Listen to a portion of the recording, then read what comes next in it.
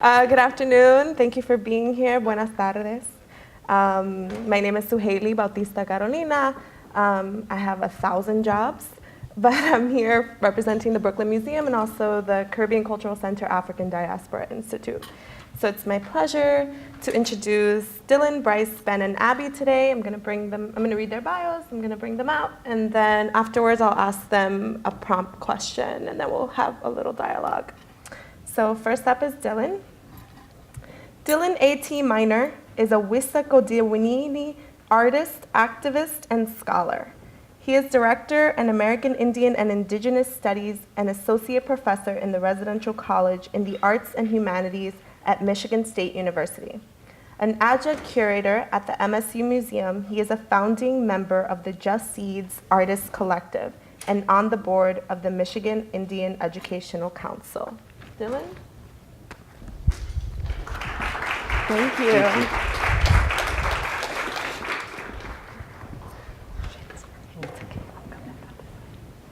Danishikewa, Nimayuyan, Nishinikashun Dylan Minor, Anishinaabe Nikinitawakin, Michigan State University, Nantoshka, Nimishun Tepwash Michif, Tepwash Otebemisiwak. Go ahead here. Can we cue the slides up there? Is that possible? There we go, great. My name is Dylan Minor.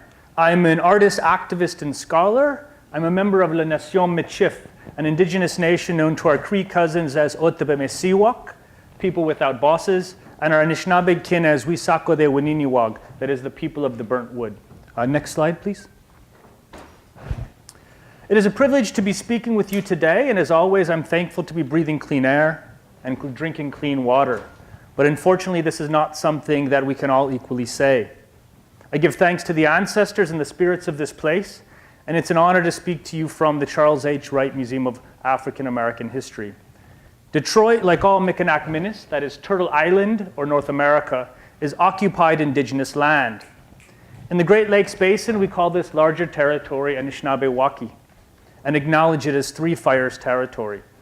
Before the arrival of Europeans in the late 17th and early 18th century, this place was called Wawayatanong, at the curved shore. Historically, Wawayatanong was and remains an intertribal space where Kickapoo, Fox, Sac, Wendat, Nishnabeg, that's Odawa, Potawatomi, and Ojibwa, Miami, Mascoutin, Métis, and other indigenous peoples gathered and settled at various times. The North American Indian Association of Detroit, in fact, is one of the oldest urban Indian centers in the entire settler colonial nation state that we call the US. Detroit continues to have a vibrant and active urban Native community, some of whom are presenting and participating in this shared gathering. And I'd like to thank Gijigad and Knox for offering the song and welcoming us a bit ago. Next slide, please. To adequately understand the so-called remapping of the United States, we must simultaneously look backward and forward. We must look east and west, north and south. We must turn to the earth and look up to the sky world. We must listen to the water and converse with the land. As we individually and collectively engage with the role of arts in a changing America, as this gathering is organized to do, I assert that we cannot commence the difficult challenge until we begin to understand the ongoing role performed by settler colonialism, by capitalism, and by heteropatriarchy as an integrated system of oppression. As I've argued before and elsewhere, the role that some artists play in the ongoing gentrification of indigenous and communities of color is an expansion of the same settler colonial strategies of land appropriation and colonial disenfranchisement that we've seen for centuries. But as we imagine and construct new ways of being in the world, it does not have to be this way. Next slide.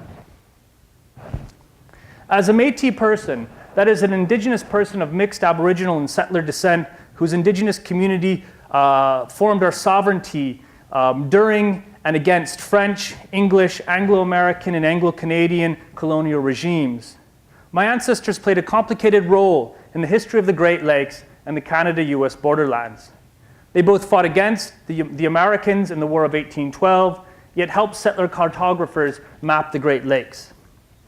They were forced from Drummond Island in Michigan across Lake Huron and into the Georgian Bay in Ontario, and eventually made their way back to this side of the medicine line or the border. Similar to the experience of my indigenous Chicano kin, no cruzamos la frontera nos cruzó. We didn't cross the border crossed us. As we know, as I know, as our ancestors know, however, the land herself knows more than the humans that try to map her boundaries. Next slide. Much of my work as an artist, as a scholar, and as an activist, that is to say as an Otebemisiwak person, a person without bosses, seeks to draw linkages that illuminate and connect Indigenous and Latino survivants. It is not surprising that the creation of the US-Canada border right here in Detroit and Windsor, the Treaty of Guadalupe Hidalgo, which ceded half of Mexico to the US, and treaties with American Indian nations transpired around the same historical period. The nation-state that we call the United States could not exist without the historical and contemporary appropriation of indigenous lands. Next slide. My practice as an artist is to collaborate with indigenous and Latino communities, primarily with urban native folks, and what some may call socially engaged art or social practice. However, I just call this being part of a community. I've created mobile printing presses with youth on both sides of the US-Canada border here in Detroit and in Windsor, as you see in the slide. These presses, built in the frames of Mexican work trikes, remain in the communities and can be used for events and activities. Next slide. Using the trikes, we printed posters in a Canadian museum, asserting Indigenous sovereignties and calling for the dissolution of the settler-colonial geopolitical border. Next slide.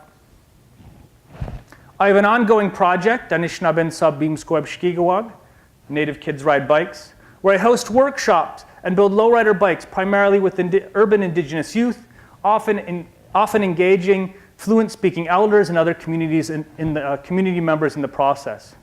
The bikes become the documentation of an assertion of Indigenous sovereignty in colonized spaces. Next slide. But the continued assault on Indigenous communities and Kamikwe, that is Mother Earth, the assault on Mother Earth and our earth-based knowledges is one of the most pressing concerns we have today. Just as this part of Turtle Island was originally colonized to extract beaver pelts for European fashion trends, the present-day extraction industry is wreaking irreconcilable damage for the gains of a few. In North Dakota, as you probably know, the Sacred Stone Camp and Standing Rock resistance to the Dakota Access Pipeline is an important point of convergence for Indigenous communities, as well as for settler and arrivant allies. When I make work like this print you see behind me, No Pipelines on Indigenous Lands, I come from the position that all of North America is in fact Indigenous land. Next slide. In the Great Lakes, we must collectively work to shut down Enbridge Line 5, an aging and decrepit pipeline that runs under the Straits of Mackinac, which is both an historically important as well as sacred space for Anishinaabe peoples. If Line 5 ruptures, as has happened in the Kalamazoo River in 2010 when Enbridge Line 6B ruptured, if Line 5 ruptures, the sacred Great Lakes will be decimated. Next slide. In the Upper Peninsula, the state of Michigan has recently granted preliminary approval for an open pit gold mine, which hosts land that is sacred and includes burial sites. We must seek to stop all extraction on and near Indigenous sacred sites. Let me end by saying that Louis Riel, an Indigenous revolutionary hanged for treason by the Canadian state in the late 19th century, Riel is attributed with saying this, quote, "My people will sleep for 100 years, and when they awaken, it will be the artists who give them back their spirit." I look around today and see exactly this happening. Merci, miigwech. Thank you all. Bamapi minwa.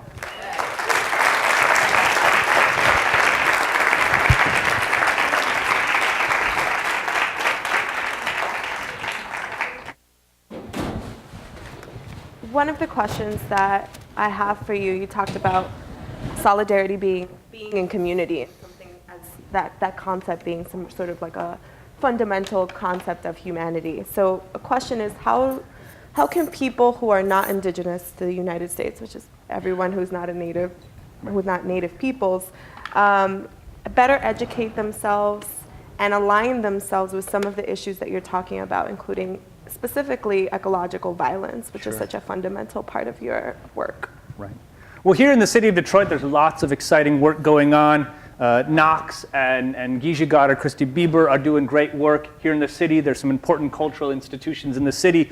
And one of the things we also see with urban Native folks living off reservation and in cities, is oftentimes we end up getting in kind of mixed families. So the community is already a kind of a multiracial indigenous community in urban spaces. I also point to the work that Kyle Mays, I know, is speaking this afternoon. He's been doing some good work on kind of indigenous histories, Black indigenous relations here in the city, and reclaiming those histories.